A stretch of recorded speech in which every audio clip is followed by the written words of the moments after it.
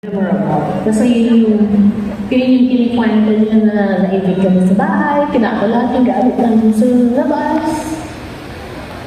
Wala kami matulugan.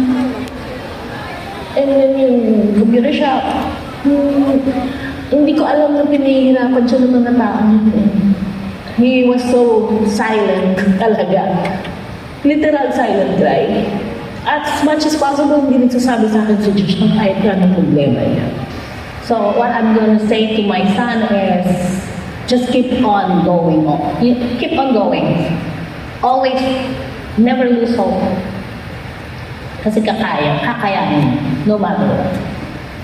I love you. Hindi kasi kami ganun. Hindi kami yung nagsasalbihan ng I love you, Martin, ganun. Cringe. Ayun. Lahat ng gusto mong gawin is nagawa mo, and at the same time, nahanap mo kung sino yung tunay na ikaw.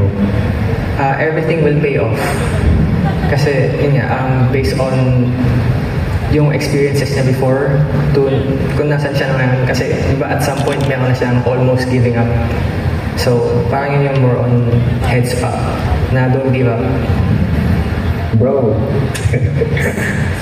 sobrang laki ng potential mo tuloy mo kung ano yung ginagawa mo. And you'll go far. Yeah. Same. I'd say, bro, it's gonna get global. Like whatever you think you're doing is gonna be out there, not just in the Philippines, but it's gonna be a global thing, and all the struggles that you've been through, worth it yun sa kung ano mangyayari in the future para sa inyo. Yeah, happy birthday, Des. I hope na masaya sa concert na yun. Siyempre, pinangaman concert niya sa solo artist din. So, I'm sure na sobrang saya mo ay isa yan sa mga hindi ko makakalimutan.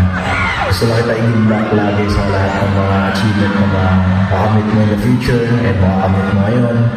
Gusto lang makita yung success mo sa kung ano ang pinapangarap mo. So, ayun, God bless you that, and pagpatuloy mo lang mga ginagawa mo.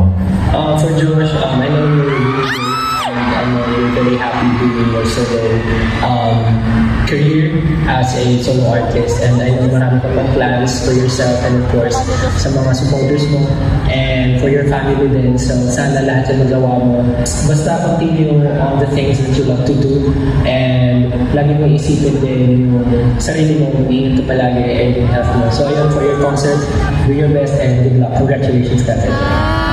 Josh, magtimpi ka lang kasi mahirap na pag naputol yung kadena. Sana makita niyo kung nasan ka na ngayon because of those things. Pero huwag nilang makalimutan na it's okay na hindi mo yung perfect. Pero sabihin mo sa kanta ni Insigne, parang yung i-build ni 10 feet tall, I mean, nakakatawa lang na parang, yun syempre, nandiyan yung mga supporters yung fans na. Oh shit.